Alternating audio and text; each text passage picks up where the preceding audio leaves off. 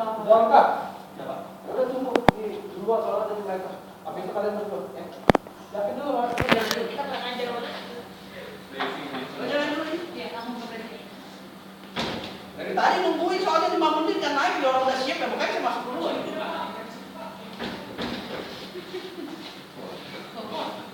Udah diikut B.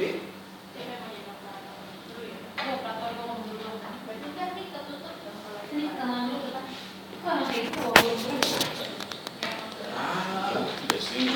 Bertiga dulu kenalan, gak ada yang duduk. Nanti yang duduk cuma diri nanti aja operator. Ini deh.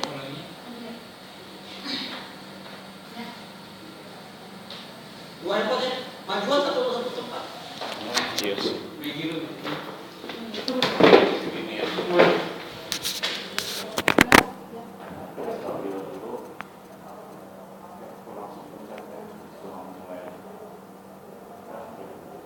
Selamat siang Pak Dwi teman-teman. Perkenalkan kami dari FPP, nama saya Margaret, tadi saya ada Angga dari Cina. Pada siang hari ini kami akan menjelaskan tentang ini blok diagram Xbox 360 dan juga topologi jaringan ring. Nah, dimulai aja mungkin. Pertama-tama kita akan memperlihatkan dulu tentang sejarah Xbox 360.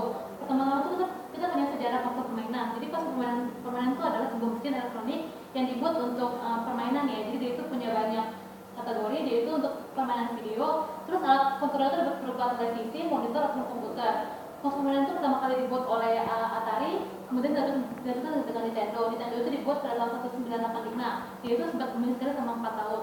Selanjutnya tentang Xbox. Xbox itu adalah konsol permainan pertama yang dibuat oleh Microsoft. Jadi dia itu adalah pertama kali dirilis tanggal 15 September 2001 di Amerika Utara. Lalu dirilis pada Februari 2002 di Jepang dan 14 Maret di Eropa. Simpan penyimpanan Xbox itu dapat berubah harddisk dan memorikan. Beberapa juga permainan terkenal untuk Xbox itu kita punya Combat Evolved, Freestyle Snowboarding, Dead or Alive 3, dan juga Outward Man Odyssey. Lanjut. Berikutnya Xbox 360. Xbox 360 ini dikenal juga dengan nama channel atau Xbox 2. Jadi dia itu secara resmi diperkenalkan di MTV pada tanggal 12 Mei 2005. Dia itu diperjelas lagi dalam Expo Electronic atau E3. Xbox 360 itu adalah konsol pertama yang bisa membongkar film HD DVD. Dan Xbox 360 itu juga adalah konsol pertama yang menggunakan stick wireless. Dia itu memiliki grafis dan kemampuan online live yang dilakukan oleh Microsoft. Makanya lihat ke kamera aja modalnya. Selanjutnya, ini adalah sistem blok diagram dari Xbox 360 seperti yang sudah dibuat di sini. Lanjut. Jadi untuk pertama-tama kita punya CPU. Nah, CPU dari Xbox 360 ini itu memiliki 3 core 0, 1, dan core 2. Jadi masing-masing ini memiliki 8 way offset associative cache L2. Jadi dia ini masing-masing ini masuk ke dalam L2-nya jaringannya. Lalu dia ini memiliki ukuran clock 3,2 GHz. Selain itu masing-masing 3 core ini menahan 4 arah single instruction dan beberapa data NVMe dan sektor lainnya. Frontside bus ini beroperasi pada 10,8 GB per second. Dan dia itu membaca dan menulis dengan 16 logical pin yang ada di setiap arahnya. Desain FSB dan L2 ini memungkinkan GPU untuk mengakses data langsung ke cache L2-nya seperti yang ada di sini. Berikut ini adalah spesifikasi dari CPU Xbox 360. Seperti yang sudah disebutkan sebelumnya, dia itu punya 3 core dan dia itu punya share 1 MB L2-nya, L2 cache-nya dengan 8 way untuk masuk ke dalam setiap core masing-masingnya. Lalu dia punya FPM128 yang berfungsi untuk game dan visual grafiknya. Dia itu memiliki 4 way execution SIMD, 128 bit vector, dan custom dot production instruction. Lanjut. Berikutnya untuk bagian GPU akan dijelaskan oleh teman saya dari sini. Saya akan menjelaskan di bagian GPU.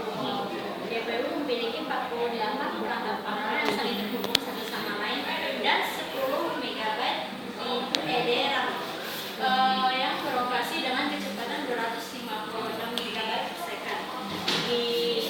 Pada topologinya adalah ini.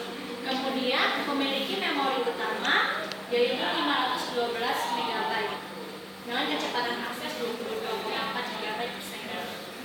Kemudian spesifikasi dari GPU-nya sendiri memiliki kekurangan dan kelebihan. Misalnya performanya cukup baik dengan driver DX9, tetapi karena sekarang sudah perkembangan zaman, driver yang digunakan adalah DX11, maka DX9 tersebut sudah mulai usang. Kemudian memiliki 10 MB EDRAM memori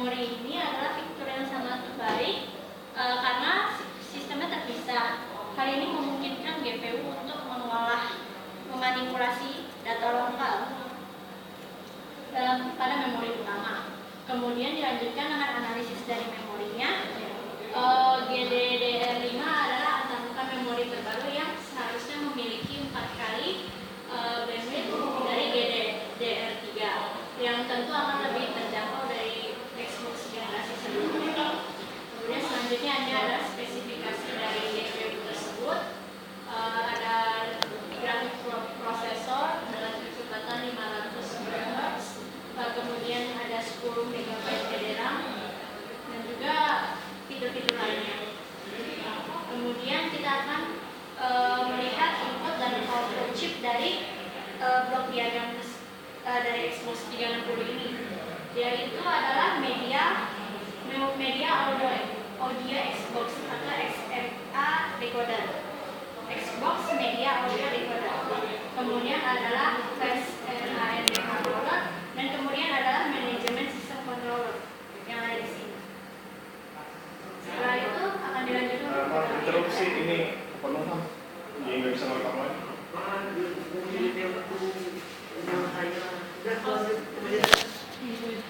Ya, selanjutnya saya akan menjelaskan tentang topologi ring.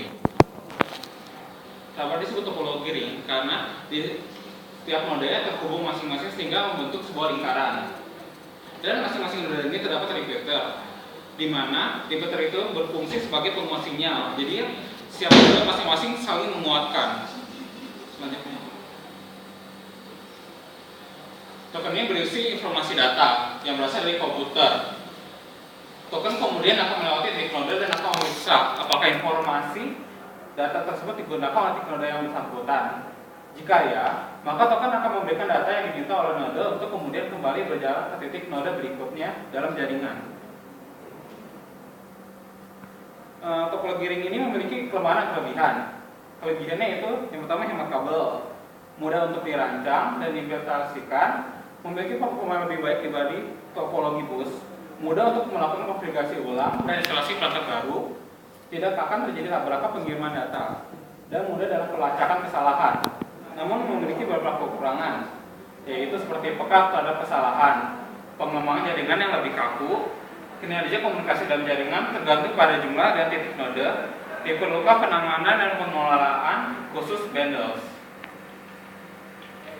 Demikian presentasi dari kami akan memutarkan video. Udah selesaikan aja itu.